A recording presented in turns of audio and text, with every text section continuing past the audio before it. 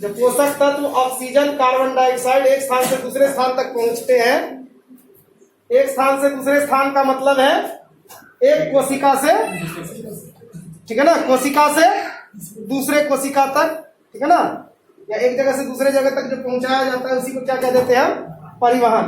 तो इसमें कौन कौन से अंग होते हैं, पहले कौन कौन से अंग भाग लेते हैं, कौन कौन से शरीर के वो हिस्से हैं जो परिवहन करते हैं।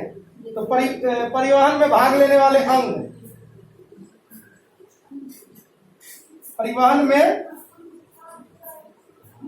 भाग लेने वाले रक्त जो है ये हिस्सा लेता है, ये पोषक तत्व और ऑक्सीजन और कार्बन डाइऑक्साइड को एक जगह से दूसरे जगह पहुंचाता है। दूसरा, इस रक्त को चलाने के लिए क्या होता है, हृदय होता है, ठीक है। और तीसरा परिसंचरण तंत्र होता है,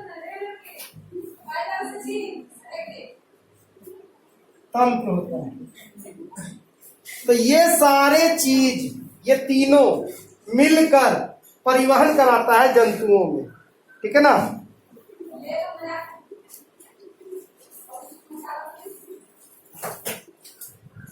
अच्छा, इसके अतिरिक्त एक चीज और होता है, ये नोट कर लेना। इसके अलावा, इन तीनों के अलावा एक और होता है लिम्फेटिक सिस्टम, जिसको बोलते हैं लसिका तंत्र।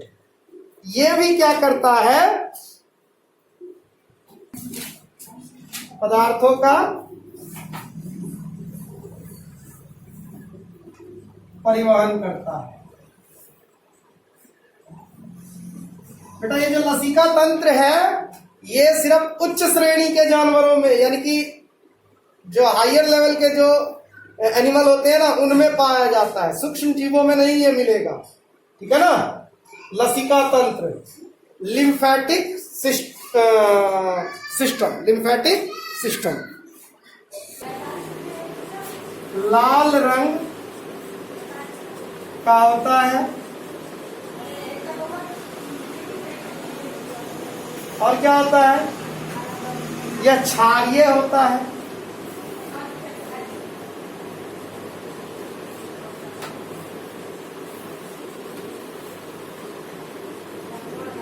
इसका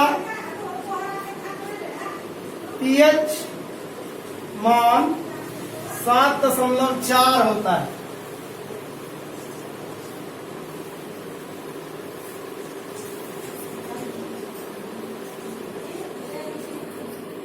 क्षारीय होता है, अम्लीय और क्षारीय आपने पढ़ा है ना। ब्लड जो हमारा होता है वो क्या होता है, क्षारीय होता है।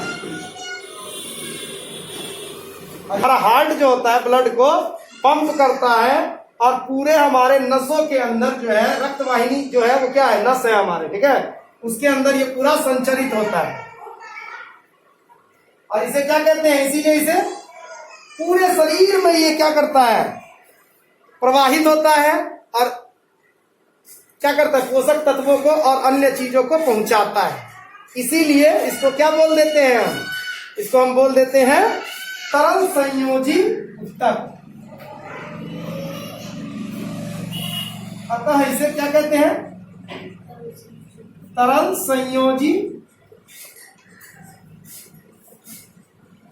ऊतक कहते हैं।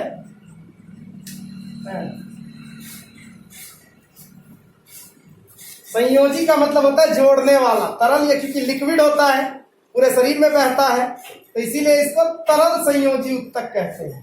तो ये क्वेश्चन अगर आ जाए कि तरल संयोजी ऊतक किसे कहते हैं हमारे शरीर में, तो याद रखना है कि किसे कहते हैं, रक्त को तरल संयोजी ऊतक कहते हैं।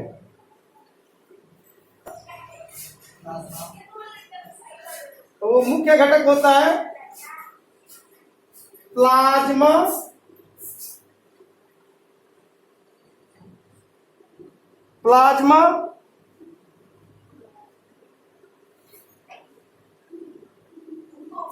ठीक है। और दूसरा होता है हमारा ठोस कण,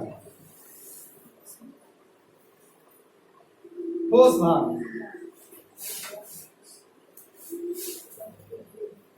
ठीक है। तो अब जल्दी से यहां तक बता, पता नहीं है, देखना। बीच में बंद कर दिया।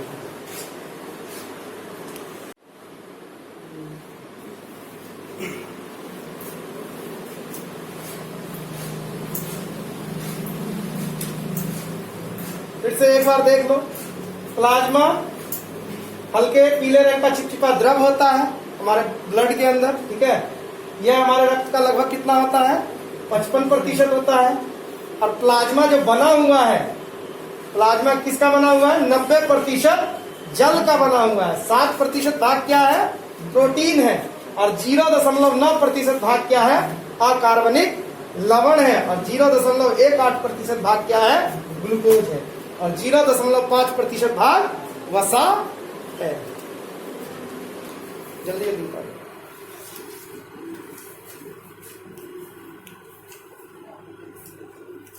तीन तरह के प्रोटीन होते हैं, इनका नाम याद रखना है। फाइब्रिनोजन,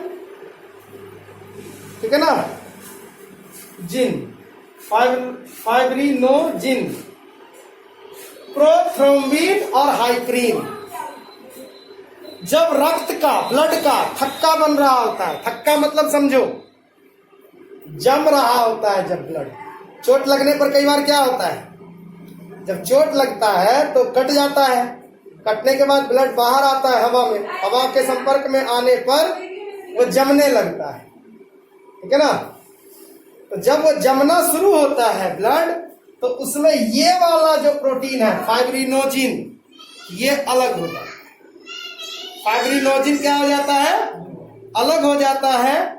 और अलग होकर बाकी जो हिस्सा बच जाता है प्लाज्मा का, उसे हम क्या कहते हैं, सीरम कहते हैं। क्या कहते हैं, सीरम। इसी पॉइंट को लिखेंगे, सीरम कहलाता है।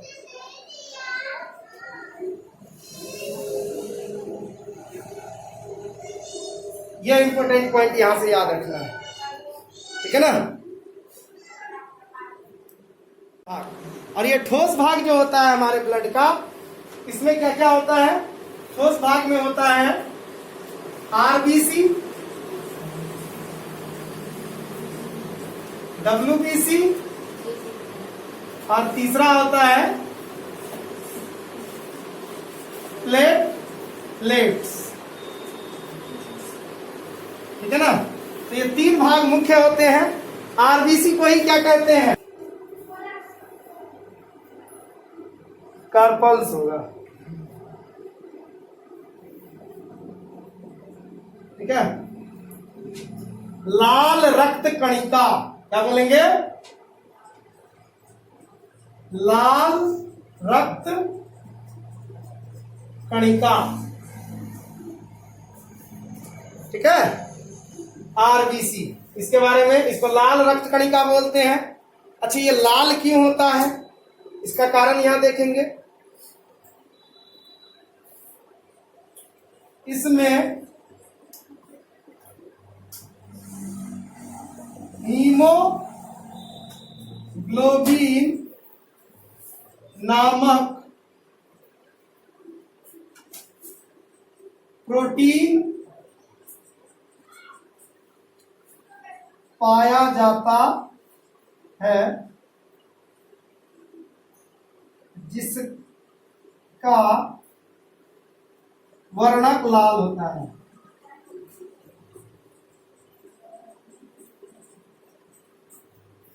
ठीक है ना। ये लाल क्यों होता है, इसी हीमोग्लोबिन के कारण होता है, ठीक है। इस हीमोग्लोबिन के कारण ये लाल दिखाई देता रहता है।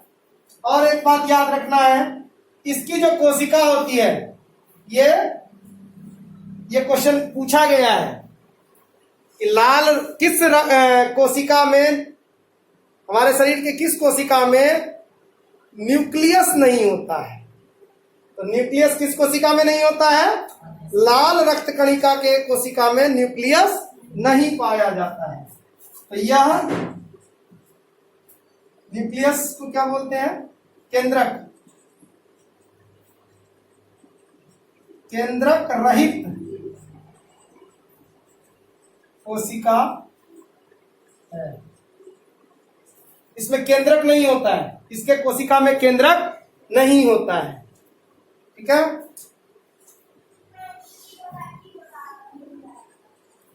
यह ऑक्सीजन के साथ संयोग कर ऑक्सी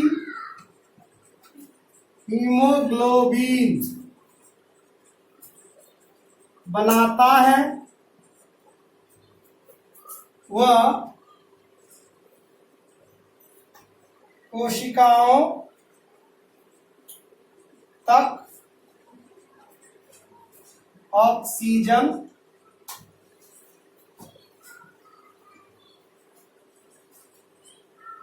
पहुंचाता है। वह ये क्या करता है, कार्बन डाइऑक्साइड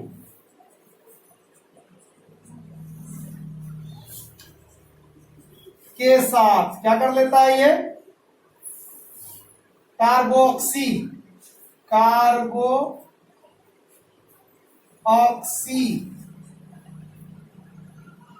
हीमोग्लोबिन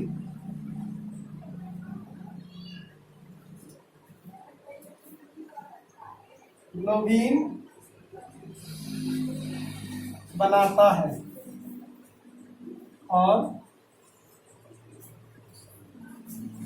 उसे फेफड़ों में मुक्त कर देता है।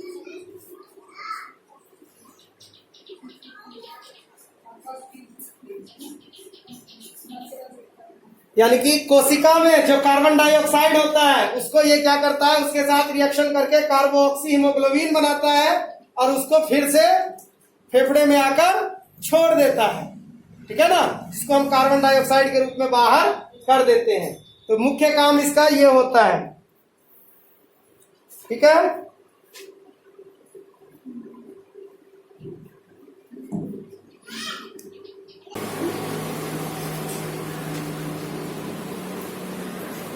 देखो पहली बात ये क्या होता है, यह केंद्रक युक्त कोशिका होती है।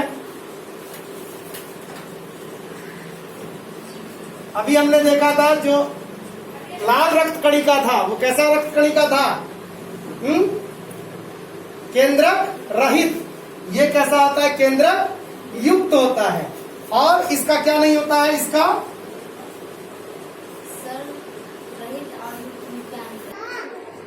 निश्चित आकार नहीं होता है, कोई निश्चित आकार नहीं होता है। ठीक है ना, इसका कोई निश्चित आकार नहीं होता है। क्यों नहीं होता है निश्चित आकार, सुन लो पहले, क्यों नहीं होता निश्चित आकार। क्योंकि हमारे शरीर पे जब बैक्टीरिया, वायरस ये सब अटैक करते हैं तो उससे लड़ने के लिए इन्हें अलग अलग तरह का आकार लेना पड़ता है। यही वो कण है जो बाहर से आने वाले बीमारियों से लड़ता है और हमारे शरीर को सुरक्षा प्रदान करता है, बचाता है। श्वेत रक्त कणिका, ठीक है, ये जब कमजोर पड़ जाते हैं तो हम बीमार पड़ जाते हैं। जब तक ये मजबूत रहते हैं तब तक ये हमारे शरीर को बचाए रखते हैं सभी तरह के प्रॉब्लम से। ठीक है ना, तो ये सबसे इंपॉर्टेंट होता है। अच्छा, इसका संख्या जो होता है लाल रक्त कणिका के मुकाबले बहुत ही कम होता है। इस पॉइंट को भी लिखेंगे, इसकी संख्या लाल रक्त कणिका के मुकाबले बहुत कम होता है।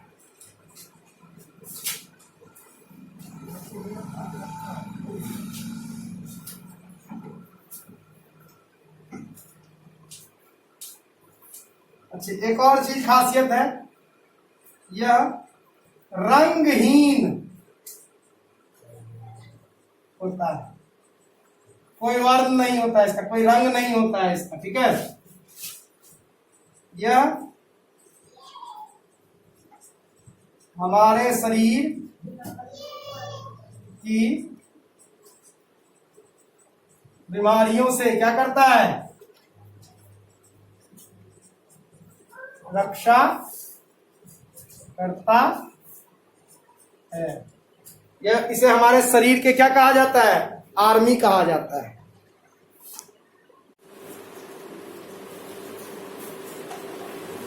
बिम्बाणु या थ्रोम्बोसाइट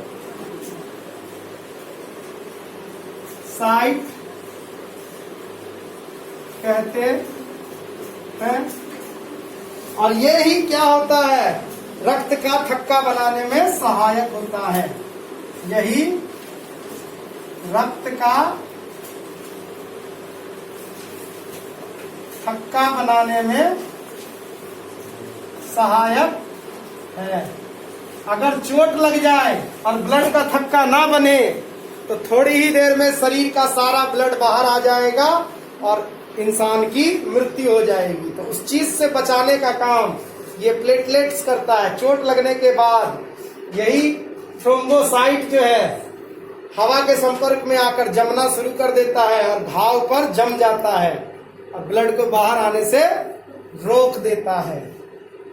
ठीक है।